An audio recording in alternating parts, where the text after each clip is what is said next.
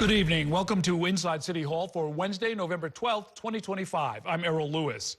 The longest federal shutdown of the government in the history of the United States could end as soon as this evening. This is day 43 of the shutdown, and the House of Representatives is set to vote momentarily on a bill that will reopen the government. The legislation is expected to pass the Republican-led House, but Democrats are expected to mostly oppose the bill because it lacks an extension of tax credits for health insurance offered under the Affordable Care Act. Our Bobby Kuza has been monitoring the latest developments in Washington and joins us now with more in tonight's top story. Good evening, Bob. Good evening, Errol. And we are seeing the House in session, which is something we haven't seen in a long time, 54 days, I think, since they were actually at work. Like you said, this is expected to pass. I mean, the Republicans have the thinnest of majorities in the House. But the procedural vote to advance this past 213 to 209, there may be some Democratic votes as well in favor of the legislation. So this is going to happen, we believe, in the next hour or so. And then President Trump is expected to sign the legislation possibly tonight to then reopen the government. So, you know, Democrats are not all on board with this, obviously. House Democrats have been mostly united in their opposition. They have been holding the line, but there were 8 Senate Democrats who basically defected in these last few days and gave the Republicans in the Senate the votes that they needed to advance this.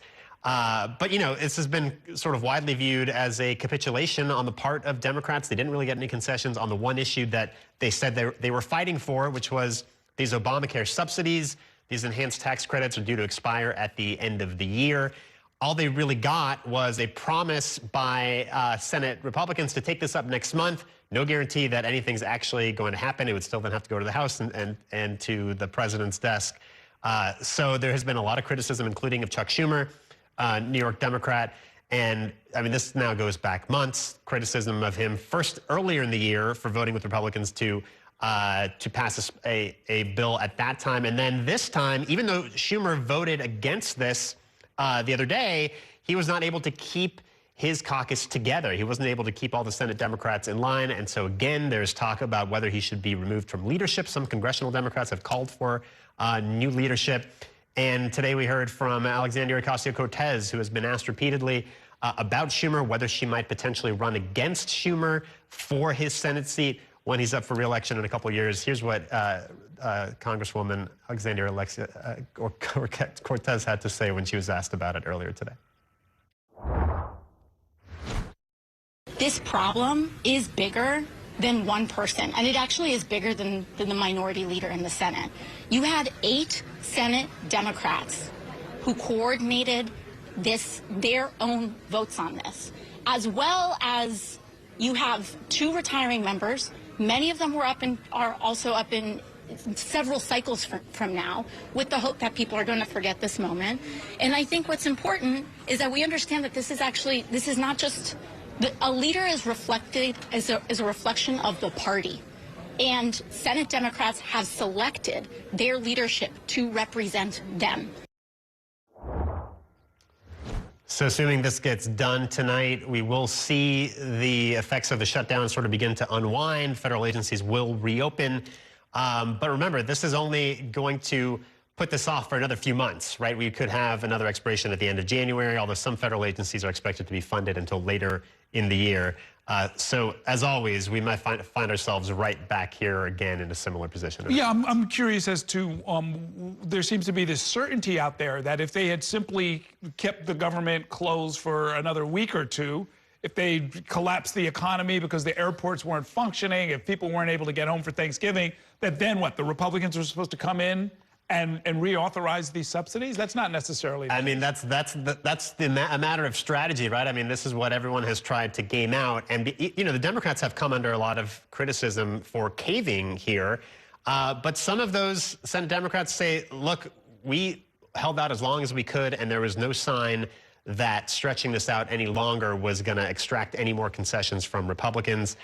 You know, and then there's a political argument that they have successfully drawn attention to this issue of healthcare subsidies, and that in itself may be a win politically for Democrats. Yeah, I think everybody's clear on who did what here. Okay, very interesting. Thank you, Bobby. We have some news from Uptown. The National Urban League has been known for its contributions to the black communities around the country for more than 115 years.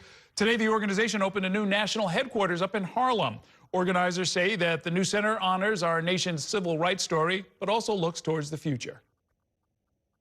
In this political climate, where civil rights protections are under attack and being rolled back, and programs to promote diversity, equity, and inclusion by some are being dismantled, let this stand as a beacon. We will not relent. We will not back up.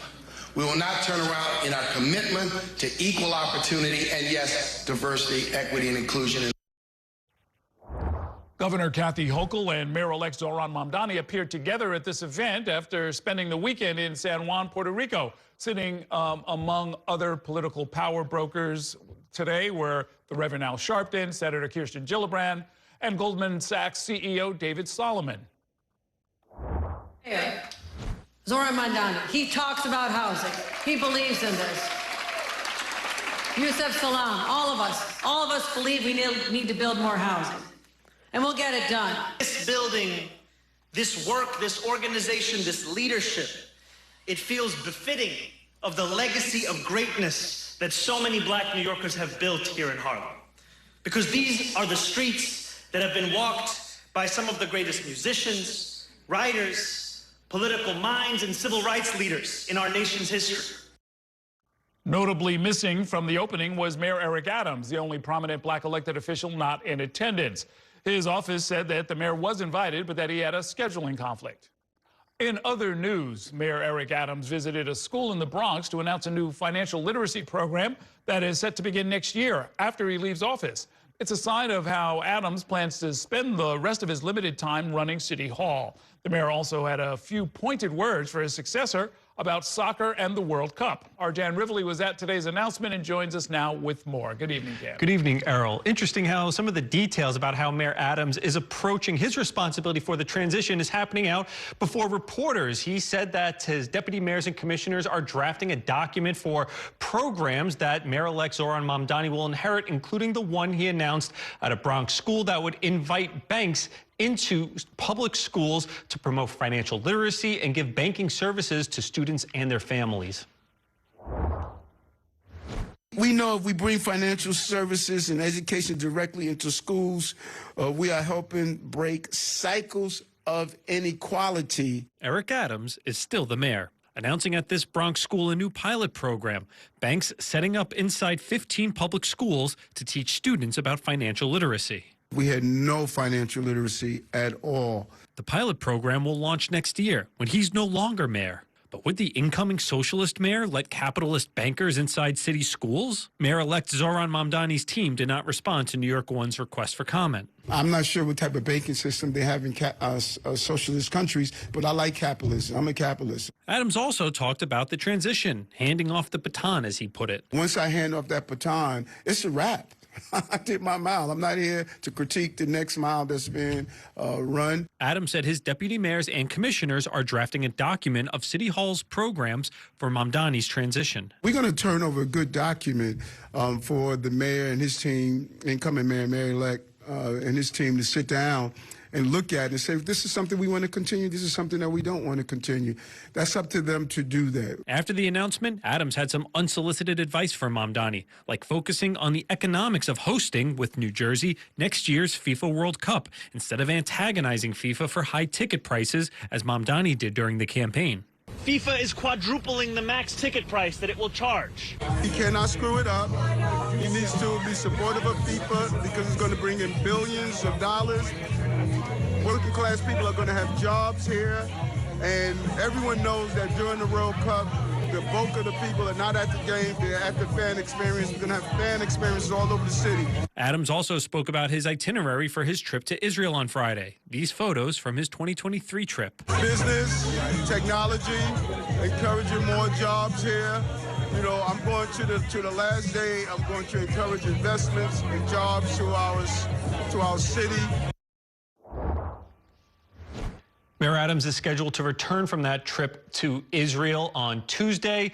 A spokesman for City Hall said that the details of any scheduled meetings are not available yet, Errol. All right, thanks very much, Stan. It is time for a break. Coming up, I'll speak with the incoming First Deputy Mayor, Dean Fullahan, to talk about Mamdani's transition to City Hall. Later on tonight, the race for the next City Council Speaker is underway. You'll hear from one of the leading candidates, Councilmember Crystal Hudson of Brooklyn. Stay with us.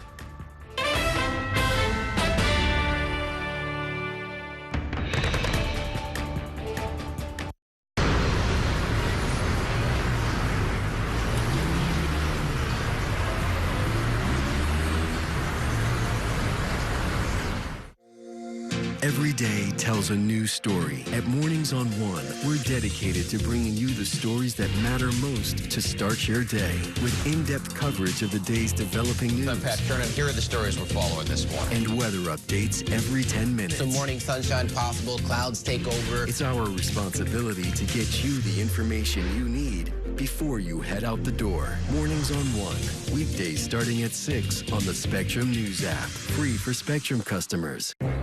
Spectrum TV, isn't that only live TV? No, it's only all my favorite streaming apps with live TV. Okay. It's only all included at no extra cost. And that's the magic of math.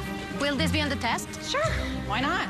It's only one simple payment for all our TV. We gotta simplify and win. Winning is equally important. If not, more so.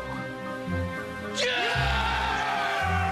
Only Spectrum TV, fixed TV. I'm Sandra, this is Jorge, and we were adopted in 2019. I remember when they first came to us, Michael was already a teenager. The whole cliche of, they're so lucky to have you guys, and it's the other way around. They have changed our family for the better. They chose to love us. They didn't have to. They chose us. Family.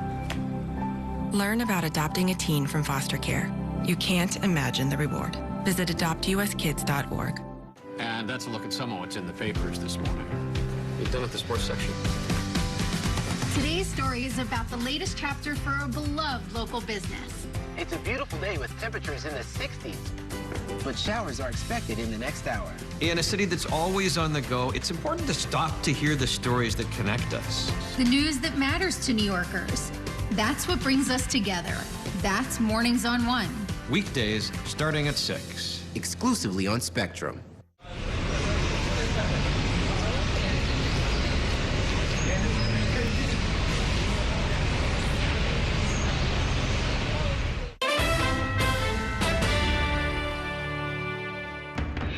Welcome back to Inside City Hall. We're now just 50 days away from January 1st. That's when Mayor-elect Zohran Mamdani will be sworn into office.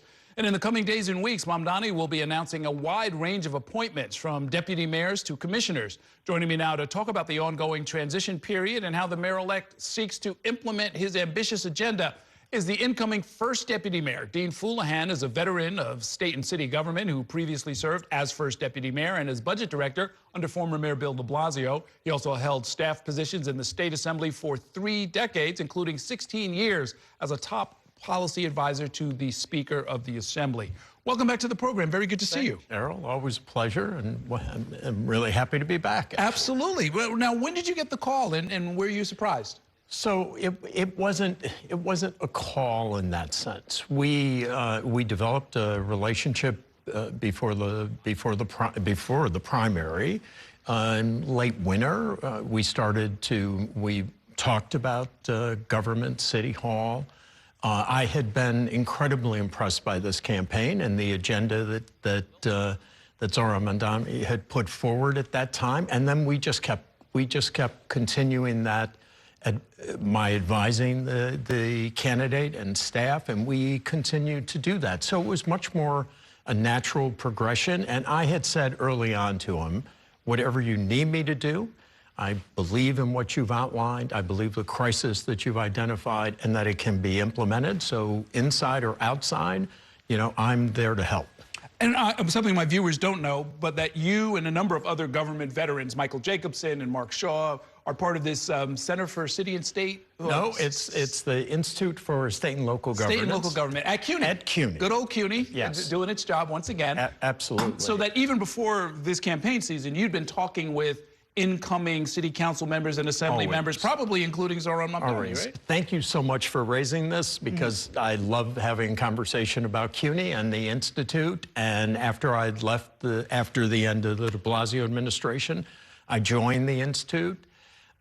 It's an amazing place. We've had you there. I come when you call. I come when you call. Yes. You've participated, but it's a research institute that helps the City University, helps CUNY itself on its budget and its planning, but also works with other struggling communities around the country on both criminal justice and budget and finance. But it also brings in newly elected officials, and that's where you've participated. Right. So it brings in those newly elected officials and their senior staff from New York and goes through a training program. And we've been lucky enough to have you and other experts come in and talk to them while we describe what's the budget of the state, what's the budget of the city, what can you learn from this? What are the advocacy? What are the major issues, whether it's healthcare or education?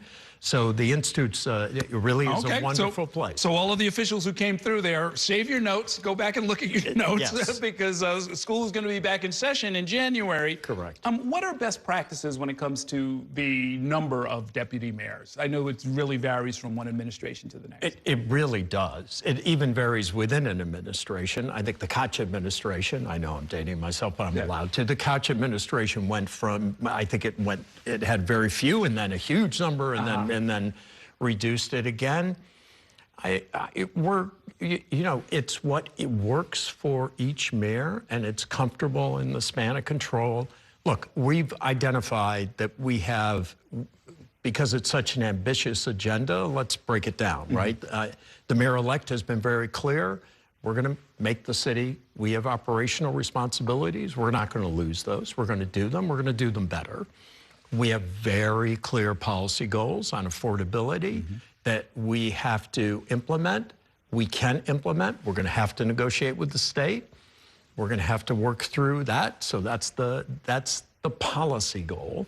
So when you put, and then we have the fiscal responsibility goal. We have the budget, which is going to come out February 1st. And we have to make sure that we continue that responsibility, which I've been a part of, and I'm proud to be a part of. And the city has now had 40, 45 years of very good fiscal management. That's obviously going to continue. So all those things need to move forward.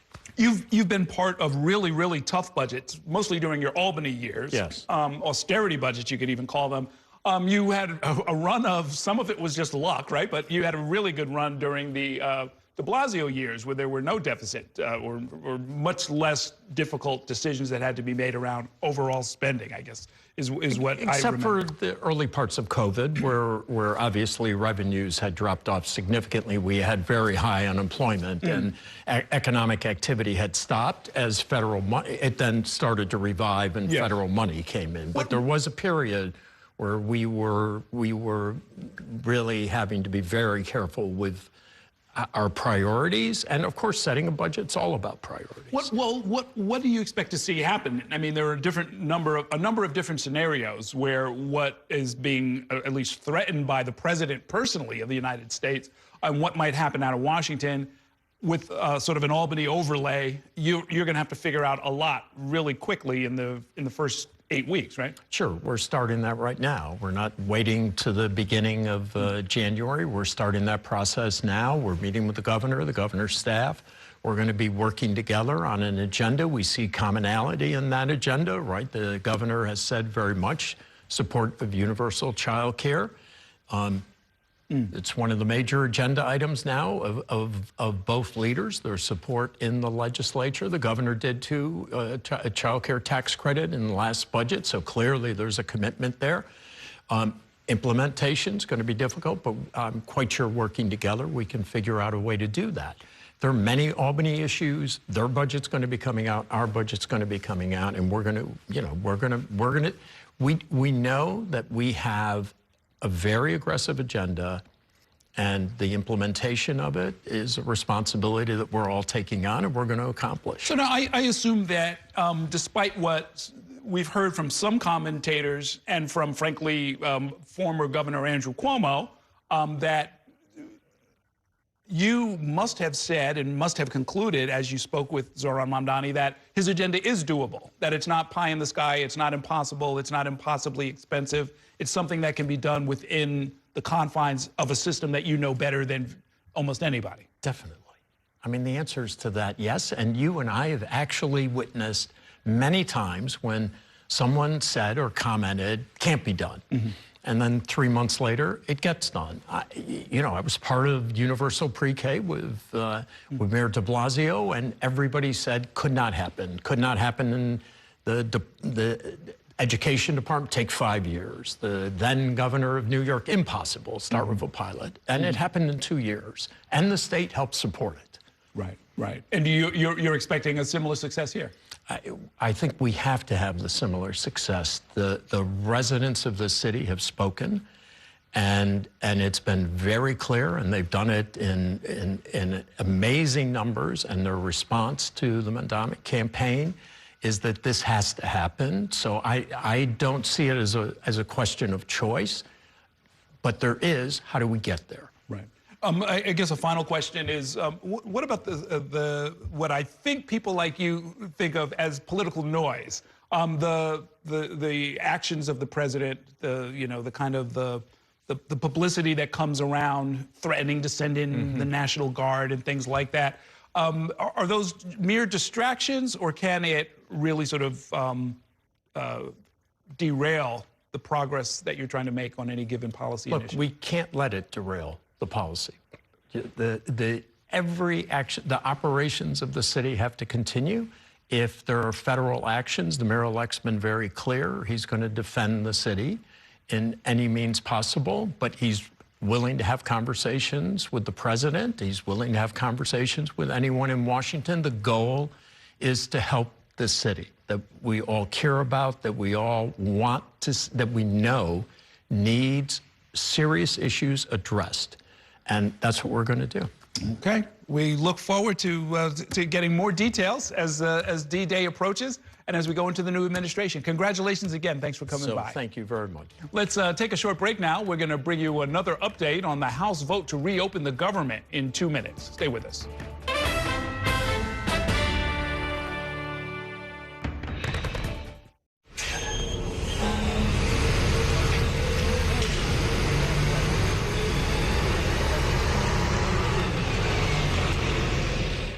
At Spectrum News, we're committed to strengthening the fabric of local communities through our reporting, with stories that inspire and news that matters on your smart TV and connected devices, streaming live 24/7, plus on-demand weather forecast to help you stay prepared. It's all there as you step outside with the Spectrum News mobile app, keeping you informed and in the know throughout your day. Spectrum News, free with your Spectrum subscription, exclusively for Spectrum customers, now available on your favorite devices. It's only a game. It's only a little rivalry. It's only a ritual. When I come home and a few generations. you're always there. And only Spectrum TV includes all your favorite streaming apps with live TV at no extra cost. It's only a game. It's only everything.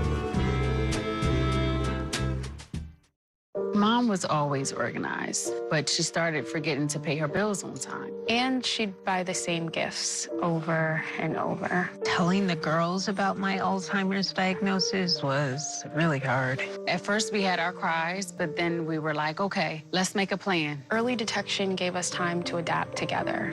It's so important for you to think about what you can do and making the most of what you have. If you or your family are noticing changes, it could be Alzheimer's. Talk about seeing a doctor together. From my time growing up in Queens watching New York 1 to my time reporting here, I've seen how quickly a story can change. At News All Day, we bring you the news as it's happening, from around the boroughs to local government to your neighborhood. Because our city never stops moving. 3, 2, 1. Hi, I'm Shannon Ferry with the day's developing stories. But first, stay up to date and informed with News All Day, weekdays from noon to 4.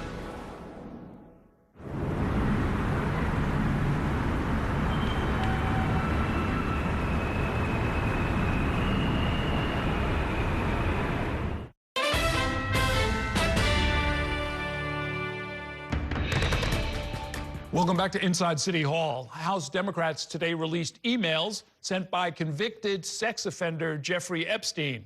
In one of those emails, Epstein wrote that President Donald Trump had, quote, spent hours at my house with one of Epstein's victims. The president has long denied having any involvement in or knowledge of Epstein's illegal activities.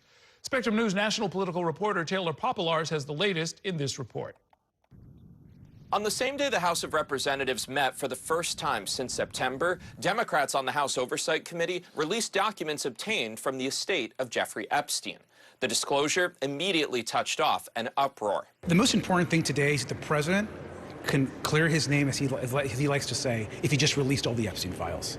And right now, these documents are incredibly, I think, serious and disturbing. It is not a coincidence that the Democrats leaked these emails to the fake news this morning ahead of Republicans reopening the government. The documents released were emails from 2011 to 2019 that referenced Donald Trump. In a 2011 email, Epstein wrote, "I want you to realize that that dog that hasn't barked is Trump. Victim, the name is redacted, spent hours at my house with him. He has never once been mentioned." Epstein's former girlfriend, Ghislaine Maxwell, who is in prison for sex trafficking girls for him, wrote back, "I have been thinking about that." Republicans said the redacted name was that of Virginia Giuffre, who took her own life in April. She had said repeatedly that Trump was not among the men who had victimized her. And in a January 2019 email, Epstein wrote to the author Michael Wolff, "Mar-a-Lago, Trump said he asked me to resign. Never a member, ever." Of course, he knew about the girls as he asked Ghislaine to stop. White House Press Secretary Caroline Leavitt said Democrats, quote, selectively leaked emails to, quote, create a fake narrative to smear President Trump. These emails prove absolutely nothing other than the fact that President Trump did nothing wrong. Epstein died by suicide in 2019 in his jail cell as he faced charges of sex trafficking minors. The president has long acknowledged he and Epstein were friends until they had a falling out in the early 2000s, years before Epstein faced any charges. Trump has never been accused of wrongdoing in connection to Epstein, but he has been criticized for campaigning on releasing the Justice Department's Epstein files, but then, after returning to office, declaring people should move on without them. This is a Democrat hoax that never ends. A new Democrat was sworn into Congress Wednesday, and she is the last signature needed for what's called a discharge petition that forces the House to vote on compelling the Justice Department to release the Epstein files. That vote is likely to happen after Thanksgiving. Reporting in Washington, Taylor Popolars, Spectrum News. It is time for a break. Coming up, I'll speak with Brooklyn Council member Crystal Hudson. She's running to replace the departing City Council Speaker Adrian Adams. Stay with us.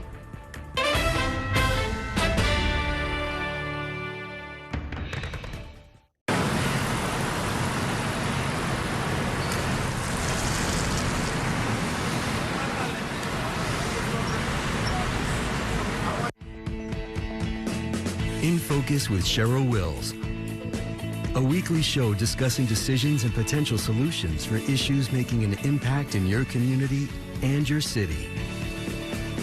If it's important to New Yorkers, then it's being talked about here. In Focus with Cheryl Wills, Sunday mornings at 10:30 on New York One.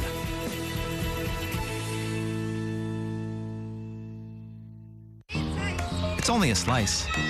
It's only made possible by Spectrum, connecting businesses of all sizes, like small businesses, instantly serving up orders and inventory on the Spectrum Fiber broadband network, and factories, seamlessly connecting to farmers in the field with tailored solutions that always deliver.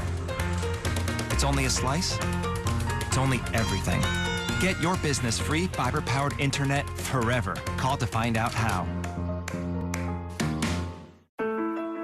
I'm Chris Jakimick. I served in the United States Air Force, and I deployed 3 times.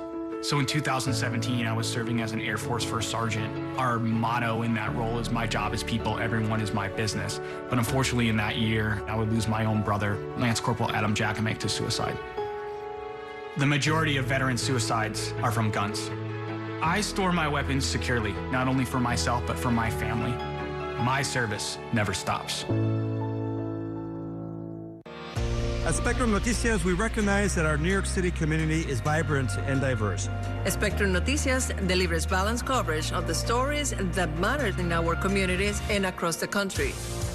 Our journalists are based in the neighborhoods we cover, ensuring you get in-depth reporting on what's happening in the places we call home. So join us at Spectrum Noticias. We're always on, always there for you. Now available on your TV. Check your local listings. Also available on the Spectrum News app.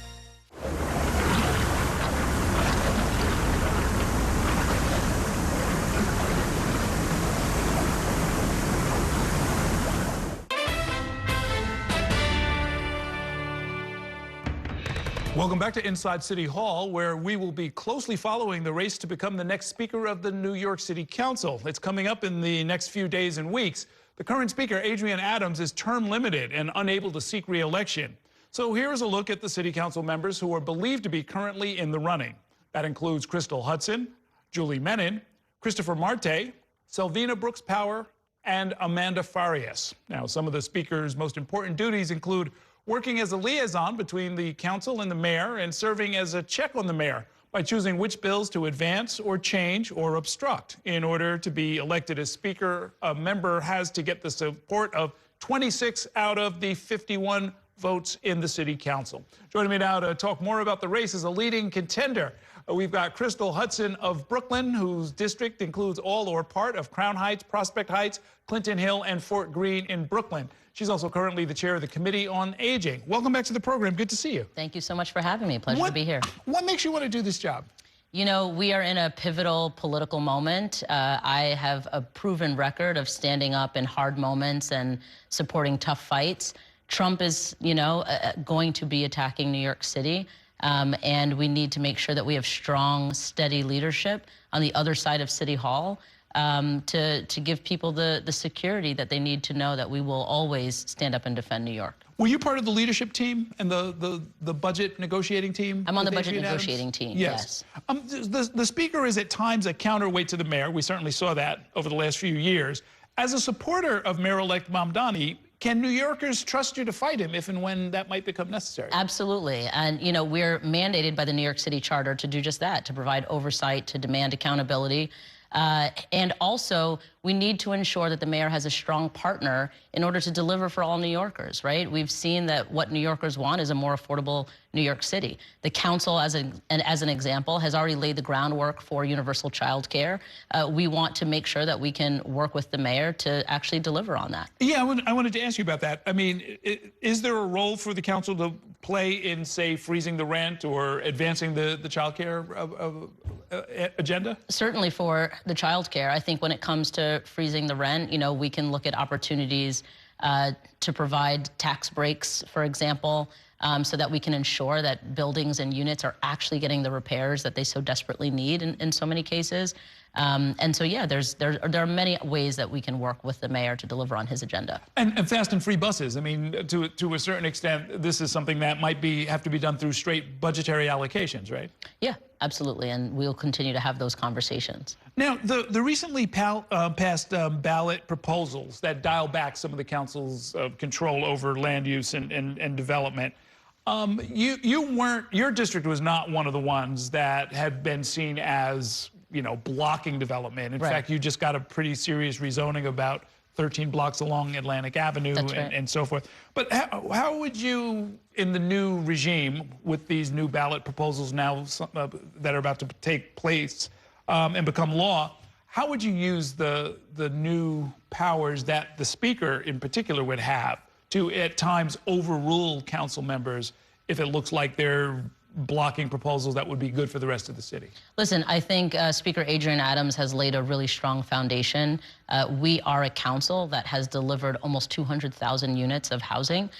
My Atlantic Avenue mixed-use plan that you just mentioned will be delivering several thousand housing units. And so this is a council that wants to build. I think what we need to do is keep in mind community needs, community preferences, and there's a way to do that, also in partnership with the borough presidents, who will have a role in the appeals board. Yeah, is there a scenario where, because there's now a backstop in the form of the new powers that this appeals board would have, that individual members can say, look, I've gone as far as I can, but I'll get overruled, so we're going to have to reach some kind of accommodation. In other words, will it have the intended effect of getting more development done? Well, listen, my AIM Up rezoning was a perfect example of engaging community and getting community support. We worked for over 12 months to interview folks, host town halls, make sure that the development that we were moving forward with, the rezoning that we were moving forward with, actually reflected the needs of local residents. And so I think if we can do more of that, then we should be able to deliver more housing that actually meets the needs that more New Yorkers want to see. Apparently this council, just like the last one, will be majority women for the, so... Yes, it will. Made history and now continuing to make the history. Yes. What difference has that made as far as you can tell? Listen, when Roe v. Wade first fell, we passed almost immediately a package of legislation to address reproductive health care access. We've laid the groundwork, as mentioned, for childcare, universal childcare. The type of legislation that we pass and that we move, the way we govern, you don't see as much mudslinging, with women in charge. And I think we lead from a place of love and care and compassion for all New Yorkers. Certainly I do. And so I think I look forward to continuing our majority and making sure that, New Yorkers feel that love and care. You made reference to what might be happening out of Washington. Are we in for bad times in this city? I'd imagine, we might be if Trump lives up to his promises. He is hell-bent, it seems, on making life more difficult, more expensive for every American. And so what we need to do here in New York City is continue to make sure that we're investing in New Yorkers, particularly those with the greatest needs, making sure that we have some real stopgaps in place, and making sure that we're standing up, fighting back, and being very clear about our values. We are a sanctuary city by law, and so we want to make sure that Trump knows ICE and the National Guard are not welcome here in New York City. If I'm not mistaken, part of your district gave a larger percentage of its vote to Mamdani than any other part of the city, including his home district. The top 10 neighborhoods that turned out for Mamdani, 3 are in my district. Number 1, number 2, and number 8. Right, okay. Are all in my district. So my district showed up for Mamdani. Yeah. Well, what's that about? What's the link there, as far as you can tell? I think people want to see a more affordable New York. I think they want to see a changing of the old guard. I think they're tired of the status quo. I think that's also why, in my primary election, I won with more votes than any other council member in the city. In the general election, I won with 93% of the vote. Over 53,000 people voted for me. And I think what he and I both represent is the future. You had a primary? I live in your district. This is news to me. Well, that's good. That's good news. I did have a primary, but I did exceptionally well. So that's perhaps why you didn't know. Okay. Well, I don't remember. Right. You had Dion Ashman who ran in the primary. It seems like a million years ago. Well, then the gentleman who lost even worse than Dion, ran again in the general. Right. That's the person I was thinking of. So you have a public side to this, and we thank you for the conversation. What's the other side of this look like? I saw you were down at Somo's. I imagine this is all politicians talking to each other. So you get to caucus in 1,000 diners, I guess, at some point. What is it that the members are looking for, as far as you can tell? I think they're looking for stability, for strength, for honesty, and integrity. They're looking for somebody who will have their back, and that's absolutely me. I'm running a campaign that's rooted in action and accountability. We need to be able to work with the mayor and get things done. We also need to be able to hold him and his administration accountable. And I also want my colleagues to be able to hold me accountable as the Speaker of the New York City Council.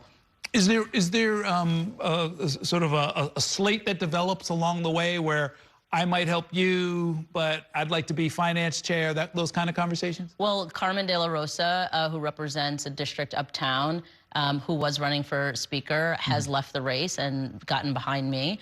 And so, I'm honored to have the support of a colleague who was also in the race, who believes in my leadership and the ability for us to win. I think what everybody who is supporting me knows and understands deeply is that this is bigger than any one of us, right? This is about the future of the city. This is about making sure that we have strong leadership in place to fight for those who need the biggest fight. And so I'm really honored to have support from colleagues, you know, all over the city. Okay, we will let you get back to it. And thanks so much for giving us a little clarity here. And we'll all be watching to see what happens. Thank you for having me. Always a pleasure. Thanks a lot. Let's take a short break. When we come back, we'll turn back to the mayoral transition with my politics panel. Stay with us.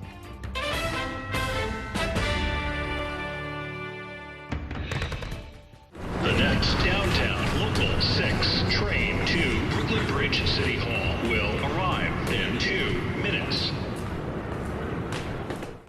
After 30 years of forecasting for New York, I've learned it takes a dedicated team to cover all the weather our city has to offer. I'm so honored to be a meteorologist here at New York One because as a Brooklyn kid, this is the station that I grew up watching.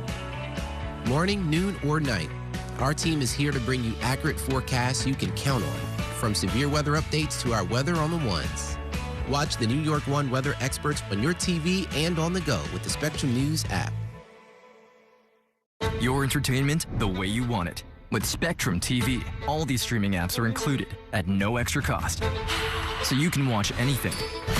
Movies, series, sports, reality, news. Here's a look at today's top stories. Exclusive originals. We await your orders. And even more of your favorites with live TV. Stream across your devices and enjoy anywhere. See you later. Get it all with Spectrum TV. I'm an ex-drug dealer, and I'll be your sub today.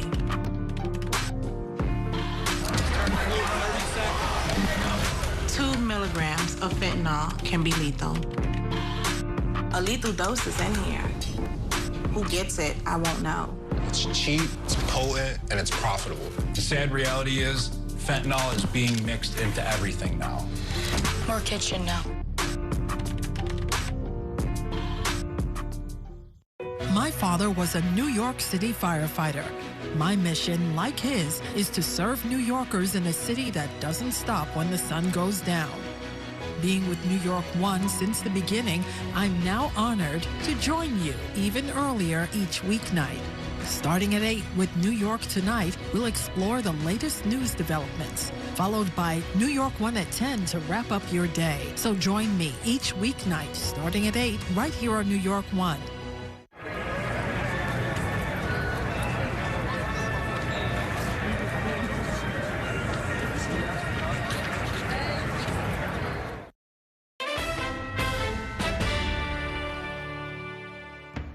Welcome back to Inside City Hall. Mayor-elect Mamdani made his first major appointments this week, tapping Dean Foulahan to be first deputy mayor. We heard from him a little bit earlier in tonight's show.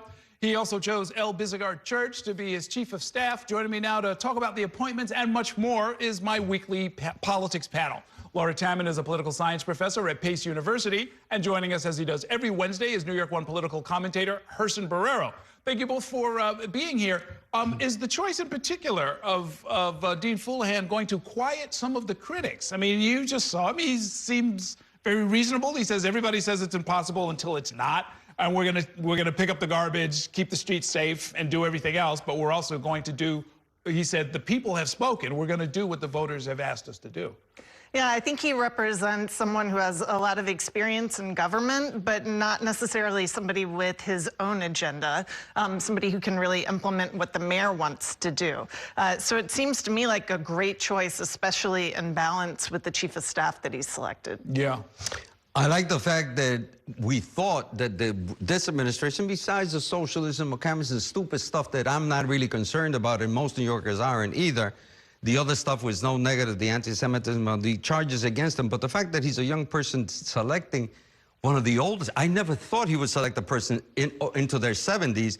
And Dean is going to be 75 January 27. Okay, so that gives me hope with a young person who he actually trusts. And she'll be able to feed off of that. But the climate is different. When Dean was there, this is a whole different legislature, a whole different city council with a more progressive agenda that I just don't know how he'll be able to adapt to fit that agenda. But he does know how to deal with politicians. I mean, he dealt with the legislature with Bill de Blasio, and he has ample experience. So I think I'm positive about it. I want to be positive. Let's see what he does. And I'm waiting till, actually, I'm giving him a break until April 10th of 2026. I'm already there. That's the first 100 days. Let's see how he gets there. You know, by the way, he's the one that they should be afraid of. All of the critics of this administration, that man is the one they should be afraid of, because if he just gets up and implements all of the things calmly, professionally, and with the expertise that he has showed us over the years, it'll, you know, it's sort of like pre-K, which universal pre-K, which was supposed to be impossible. But he's not the mayor. He's not the mayor, though. Well, we'll see what they can get it. Well, let's see if we can get it done. Let's talk about a new alliance that seems to be developing. Governor Kathy Hochul and Zohran Mamdani have already had several joint appearances since Election Day. That includes today at the National Urban League's new headquarters. They were together down in Puerto Rico as well at the Somos Conference. But Hochul also recently threw some cold water on one of the key proposals by Mamdani, those fast and free MTA bus rides. However, she says she is looking at expanding a universal child care program statewide that would face a $15 billion price tag. She didn't blink at that. So are we seeing the first kind of political deal maybe between the two of them? Like, yeah, we'll give you the child care, buses, maybe not so much. I think that Kathy Hochul is going to be for a major surprise. She's in for a major surprise because the one controlling how she gets reelected or even nominated, the process of it, there is going to be a primary. It's going to be dictated by the policies that come out of the Mamdani administration and going statewide because of what we have going with the criminal in chief in Washington, D.C. It's going to be Mamdani's agenda, not hers. She's in for a surprise. She may be governor, but she's not that powerful, not next year. I also think she's going to face pressure from city lawmakers, legislators, whose constituents are going to be calling, saying where are the free and fast buses. So I think she's going to have more than Mamdani to have to answer to about that. You know, interestingly, the Fair Fares program, which is a step in this direction, apparently is really paid for by the city. I mean, it's not the state, right? So we've already taken a step toward, you know, at least a means-tested radical reduction in fare prices. And we've been doing it for years now. Let's talk about something else. Earlier this week, Melissa DeRosa, a top advisor to Andrew Cuomo, told me that the ex-governor knew his bid as an independent candidate would be tough, but that it was an important fight to have on principle. Here's a little bit of what she said. Zohran Mamdani would have sort of this runaway coronation, that none of his ideas would be contested, that he wouldn't be held accountable for any of his previous statements or for any of his beliefs that we found offensive on some level, particularly regarding Israel and stoking anti-Semitism. And we thought that it was a war worth waging, not because we would necessarily win, but because if we didn't do it, we thought that people would take all the wrong lessons from what happened in the primary. So you're both laughing. She's not saying they weren't trying to win, but she is saying that they wanted to wage a fight on principle. Does that signal that Andrew Cuomo maybe isn't done? Because principles don't go away after the end of an election. Well, Lord, I hope he's done. No one knows what his principles are. I asked my students today what his message was, what his policy proposals were. No one could name a single one, except maybe more cops. He really didn't have a platform, so it really doesn't make any sense why he says he ran to further a platform. We never saw one. Look, you do the job really well. You're so calm. I'm listening to this stuff and I'm watching. How could Errol stay there? Because I wanted to burst out. I mean, how did that work out for you, Melissa? How did that work out for Andrew? Pretty stupidly, because in their infinite wisdom or stupidity, the majority of New Yorkers spoke. And this idea that Curtis Sliwa, the legitimate Republican candidate, which Andrew was not the legitimate candidate of the Democratic Party, he won, and you guys wanted to get him out? How stupid could you have been running that campaign? Really, the height of stupidity, political, amateurish thing was seen by you. And if he plans to run, the suggestion may be that he may want to do something. I suggest you really think it over. Not with this D team that you have, because Melissa was part of the problem. Well, now, look, he got a lot of votes. I mean, he got more votes than Mike Bloomberg got. So there was a lot of energy towards something. Yes. I just don't think it's clear what that energy was for. I'm not sure that it was actually for Andrew Cuomo. They basically announced that there's a civil war going on within the Democratic Party. I don't know if I would have put it that way, but if he's right, then there is going to be an ongoing fight. And to me, the question is, does he want to seriously be a part of that going forward? So what does he do, run next year? I don't know. I rely on you all to tell me. Let's take a short break. I've got more to talk about with this panel. We'll be back in 2 minutes.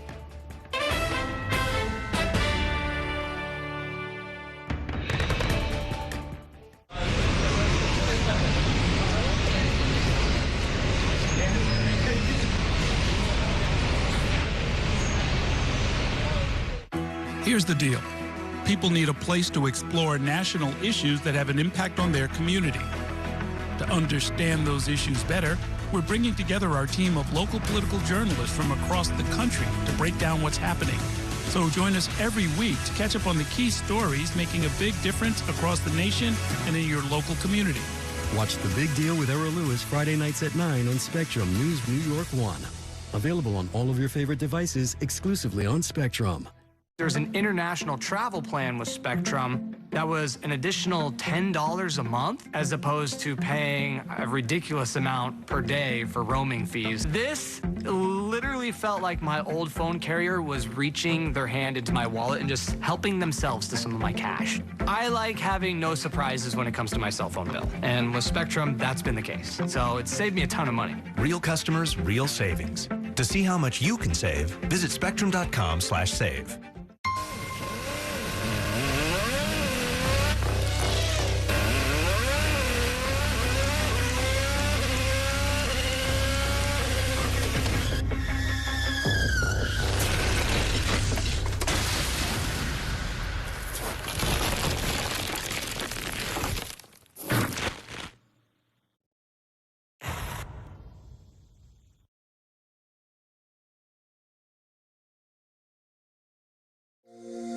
Every day tells a new story. At Mornings on One, we're dedicated to bringing you the stories that matter most to start your day. With in-depth coverage of the day's developing news. I'm Pat Kernan. Here are the stories we're following this morning. And weather updates every 10 minutes. Some morning sunshine possible, clouds take over. It's our responsibility to get you the information you need before you head out the door. Mornings on One, weekdays starting at 6 on the Spectrum News app. Free for Spectrum customers.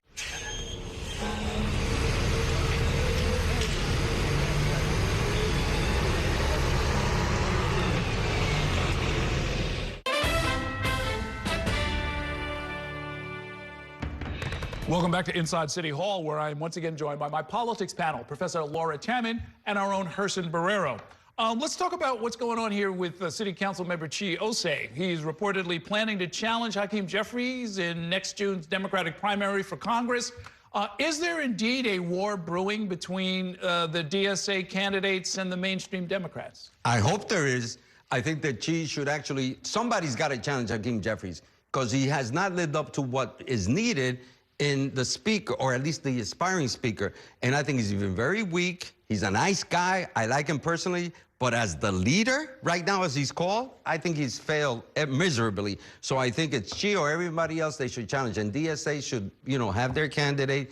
They tasted victory, and he should run against and challenge him. Why not? There's no coronation here. I don't disagree, but I think the demographics of that district are going to make it really tough for somebody to primary him, just in terms of age. The voters that we saw show up for Mamdani were so young, and that's obviously who Osei would be going to also. I'm not sure there are enough of those voters in that district for him to win that primary. It's a funky district. Everybody thinks of it as just Bed-Stuy, but it snakes down through Marine Park all the way down to Coney Island, and it's very different by the time you get down there to Brighton Beach. But Chi, don't be discouraged. Shake them up. Shake them up. Scare the hell out of them.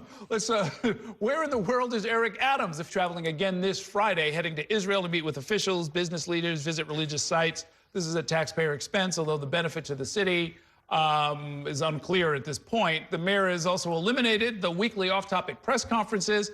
Technically, Herson, he is still mayor for another 50 days, but he seems to be checking out. I've never Early praised. checkout, like at a hotel. You know, I wish I could speed up the clock so the 50 days go. And who cares who he is?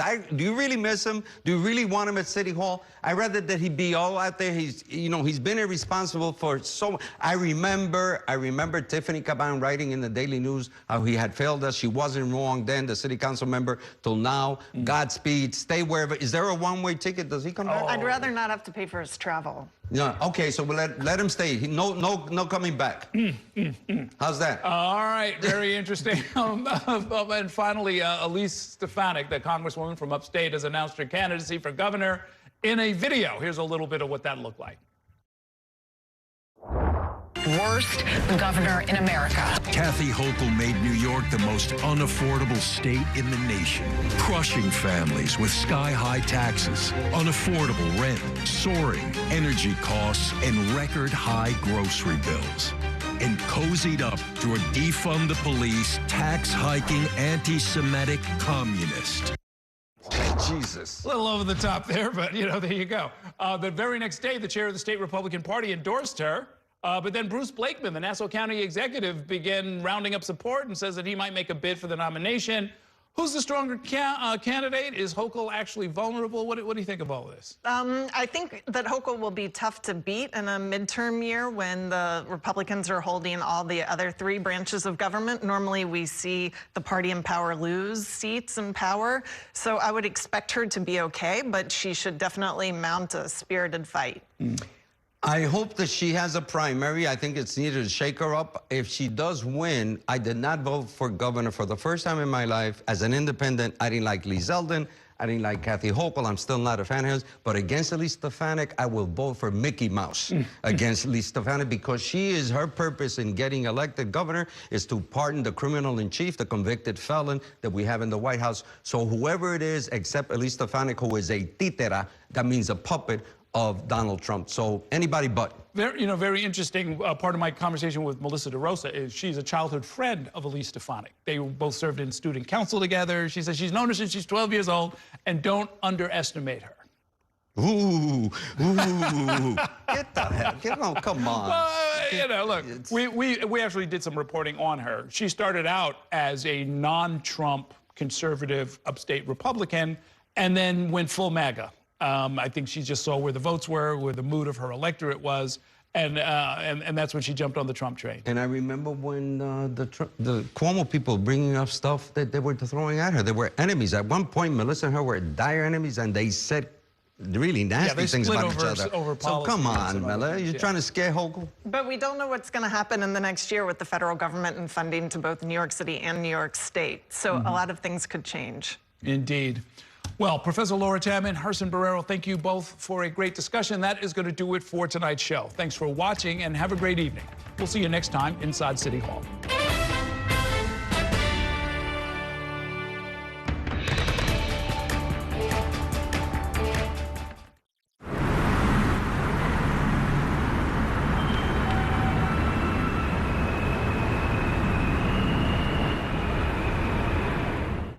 That's a look at some of what's in the papers this morning. You done with the sports section? Today's story is about the latest chapter for a beloved local business.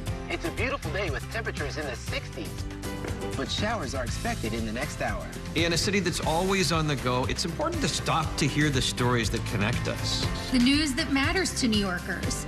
That's what brings us together. That's Mornings on One. Weekdays starting at 6. Exclusively on Spectrum. Your entertainment the way you want it. With Spectrum TV, all these streaming apps are included at no extra cost. So you can watch anything. Hey, brother. Be careful. Movies. I've got this condition where I don't feel pain. You're a superhero. No. Series. There was another murder in the building. Sports. Reality. Here's to a summer you'll never forget. News. Here's a look at today's top story. Exclusive originals. We await your orders. Even more of your favorites with live TV. Welcome into First Take. Stream across your devices and watch anywhere